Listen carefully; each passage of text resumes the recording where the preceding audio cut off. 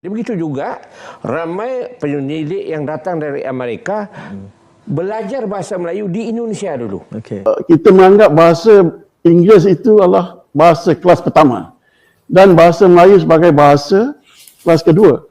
Perkara yang sama tidak berlaku di negara jiran. Di negara jiran, bahasa Melayu adalah bahasa kelas pertama. Dan bahasa Inggeris atau bahasa Belanda, bahasa lain bawah tarafnya daripada bahasa Melayu.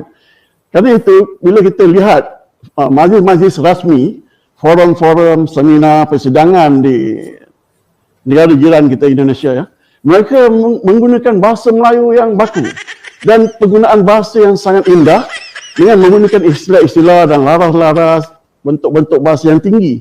Tidak sebagaimana yang berlaku di negara kita. Bagaimana pandangan Datuk? Kita melihat bahasa Melayu tidak ada nilai ekonomi. Kita melihat bahasa Melayu tidak ada nilai instrumental yang boleh digunakan dalam sektor-sektor pembangunan negara, Inggeris dan sebagainya. Bahasa Melayu juga mengambil bahasa Melayu di Malaysia juga mengambil kosakata daripada bahasa-bahasa rumpun yang lain. Ini orang Melayu tak tahu. Kita banyak mengambil daripada bahasa Jawa, bahasa Minangkabau, bahasa Iban. Walaupun orang Iban akan kata dia bukan Melayu. Dalam konteks bahasa Melayu, orang Melayu sendiri yang tidak meletakkan nilai kepada bahasanya. Orang Melayu sendiri ini ditegur daripada zaman Abdullah Munshi lagi. Hampir 200 tahun yang lalu, Abdullah Munshi telah menegur sikap orang Melayu terhadap bahasa Melayu. Bagaimana orang Melayu tidak mahu mempelajari bahasa Melayu, bagaimana orang Melayu membenci bahasa Melayu, bagaimana orang Melayu tidak mahu fasih dalam menulis dan bertutur dalam bahasa. Betul. Penggunaan lah, dari segi penggunaan. Betul. Tapi di Indonesia contoh, di Indonesia kebakuan bahasa Melayu Indonesia itu sudah meliputi dua dimensi, iaitu dimensi tata bahasa, structure, dan dimensi penggunaan. Mereka selesa dengan kebakuan sebutan dan kebakuan tata bahasa pembentukan ayat itu. Dan kita memang nampak satu perkara yang agak memang kekok lah untuk berbahasa baku. Ya, Profesor. Ya, Indonesia saya kagum dengan Indonesia. Kagum dari segi jumlah penduduknya lebih kurang 200 juta, 220 juta.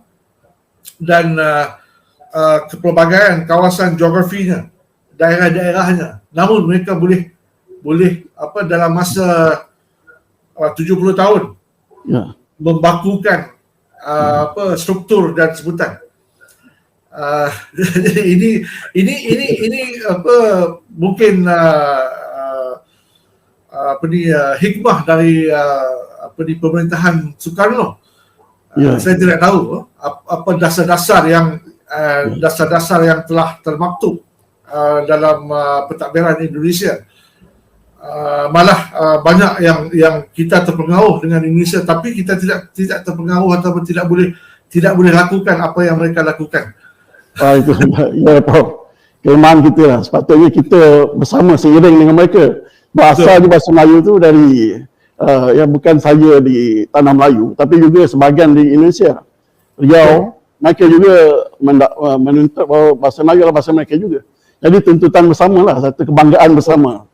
Ya, begitulah orang Malaides, di kepala mereka sudah terinstal bahwa bahasa negara Indonesia adalah bahasa Melayu. Hingga mereka menjadi bebal dan denial syndrome. Itulah sebabnya mereka menolak untuk mengatakan nama bahasa negara Indonesia adalah bahasa Indonesia. Tetapi kita bersyukurlah bahasa rojak di Malaides semakin hancur. Karena mereka juga orang yang tidak tahu berterima kasih. Indonesia bersusah payah membantu membuat bahasa rojak Malaides dari huruf Jawi menjadi huruf Latin. Tidak hanya sampai di situ, mereka memasukkan kosakata bahasa Indonesia ke dalam kamus cetakan pertama. Setelah itu mereka tidak tahu berterima kasih, mereka kompang label bahasa negara bahasa perjuangan masyarakat Indonesia dengan sebutan bahasa Melayu Indonesia. Malaides kaum Melayu palsu, bodoh, sombong, dan angkuh, tapi berlagak pintar. Itulah sebabnya bahasa Malaides bahasa yang nilainya rendah, bahasa yang tidak bermartabat. karena mereka tidak memiliki kemampuan untuk membuat bahasa rojak menjadi bahasa yang mencerdaskan penggunanya. Mereka tidak mampu membuat struktur tata bahasa yang sempurna, ejaan yang menyesuaikan dengan pelafalan kosakata. Akibat copot sana copot sini kosakata negara lain,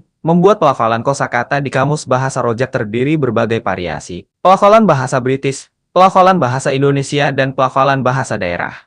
Nak wujudkan museum bahasa Melayu, nak cari benda-benda yang masih ada hari ini, nak simpan supaya anak bangsa kita berdiri.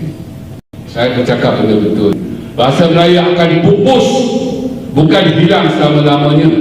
Bahasa Melayu akan pupus dalam pengertian dari menjadi bahasa kecil. Saya nak sambung sedikit lagi ya. Kenapa isu mempertabatkan bahasa ini kadang-kadang menimbulkan suatu sikap ketidakyakinan?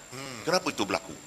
Ini disebabkan bahawa mereka melihat bahawa bahasa Melayu itu sebagai bahasa yang nilainya rendah.